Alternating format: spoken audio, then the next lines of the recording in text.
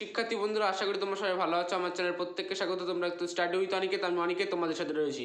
প্রিয় শিক্ষার্থী বন্ধুরা, তোমাদের সামনেই উচ্চ মাধ্যমিক, আর যাদের বাংলা নিয়ে এখনও ভয় রয়েছে তাদের জন্য আজকের মোস্ট ইম্পর্টেন্ট কিছু কোশ্চেন বলে দিলাম। মাত্র কয়েকটা, প্রত্যেকটা চ্যাপ্টার থেকে অধ্যায় ভিত্তিক কোশ্চেন দিলাম।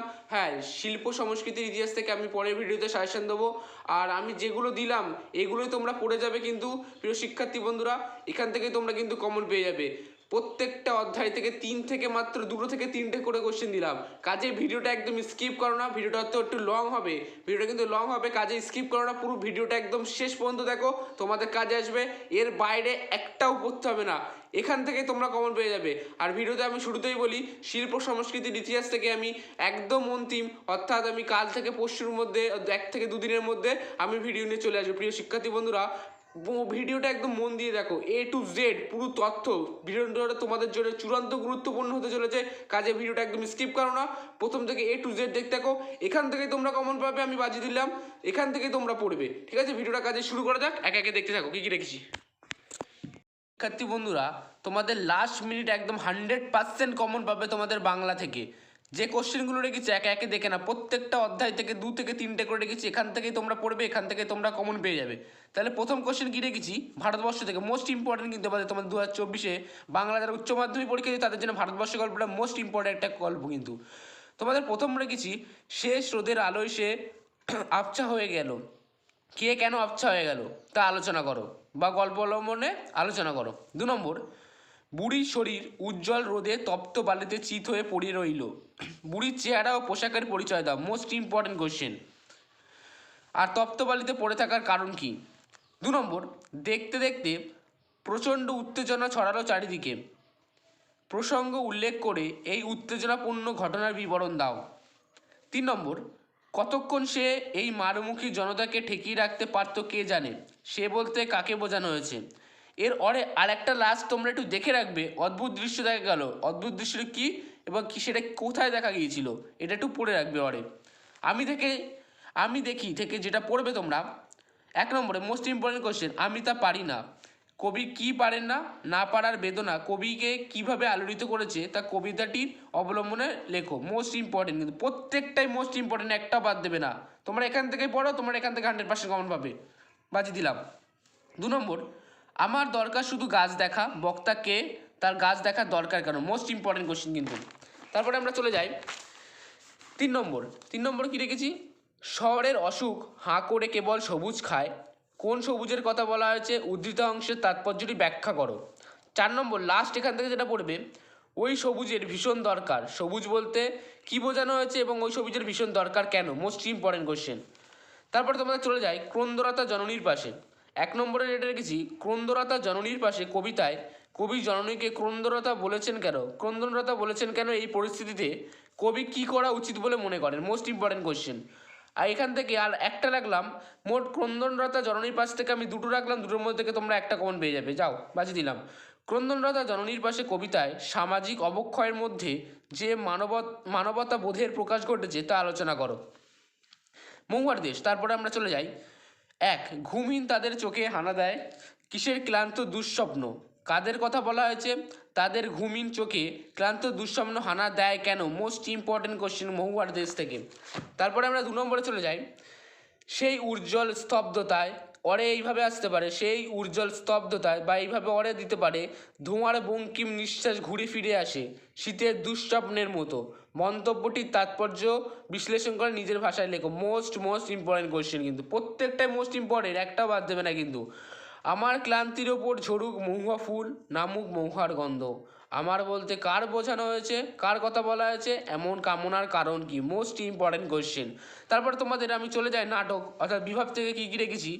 1 নম্বরে, বিভাব নাটকের নাট্যরীতি যে নতুনত্ব প্রকাশ পেয়েছে তা আলোচনা করো, মোটামুটি ইম্পর্টেন্ট কোয়েশ্চেন কিন্তু। 2 নম্বর, তাদের অভিনয় দেখে আইজেনস্টাইন সাহেব অত্যন্ত উচ্ছ্বসিত হয়ে অনেক কথা লিখেছিলেন। আইজেনস্টাইন সাহেবকে, তিনি কাদের অভিনয় দেখে উচ্ছ্বসিত হয়েছিলেন, সেই অভিনয় দেখে তিনি কী লিখেছিলেন, মোস্ট ইম্পর্টেন্ট কোশ্চেন কিন্তু এটা। তারপরে আমরা চলে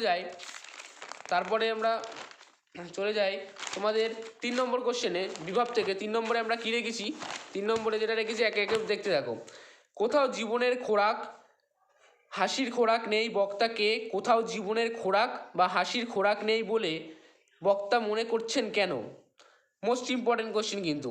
4 নম্বর, এই ঘরের মধ্যে জীবনকে উপলব্ধি করা যাবে না।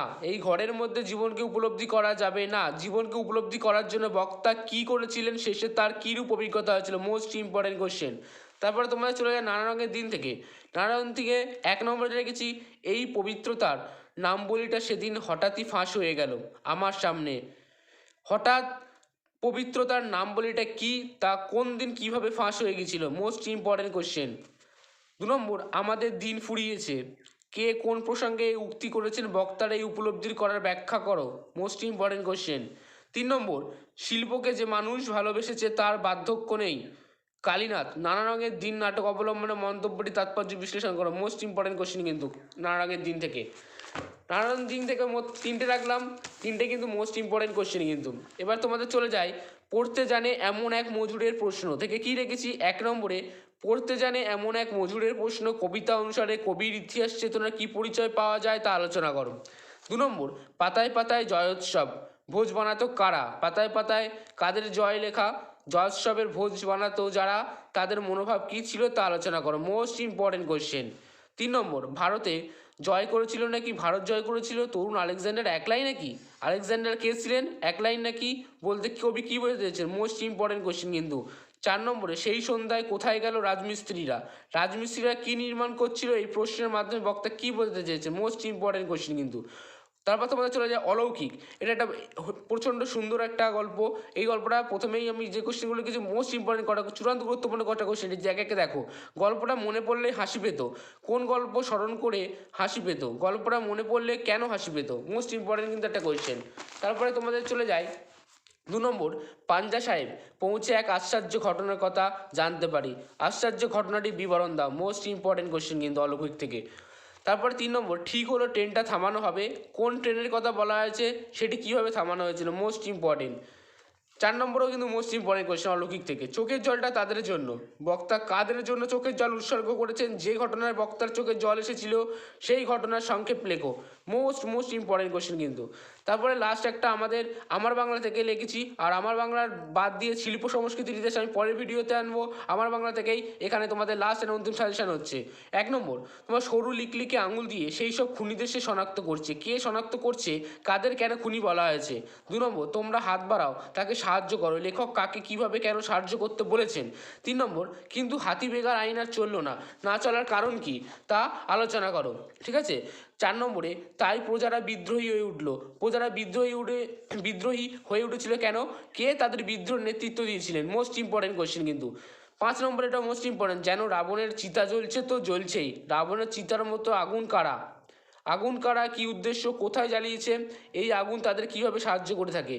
তাহলে এই ছিল মূল তোমাদের উচ্চ মাধ্যমিক যারা বাংলা পরীক্ষা দিচ্ছ, এখান থেকেই তোমরা পড়ে, এর বাইরে একটা পড়তে হবে না। আমি শিল্প সংস্কৃতির ইতিহাস থেকে আমি পরের ভিডিওতে আমি আনবো, কাজেই এর বাইরে একটাও তোমাদের পড়তে হবে না। তাহলে ভিডিওটা ভালো লাগলে অবশ্যই লাইক করো, বন্ধুদের শেয়ার করো, সাবস্ক্রাইব করতে বলো না। আবার নেক্সট ভিডিও দেখা হচ্ছে। Tata, bye bye.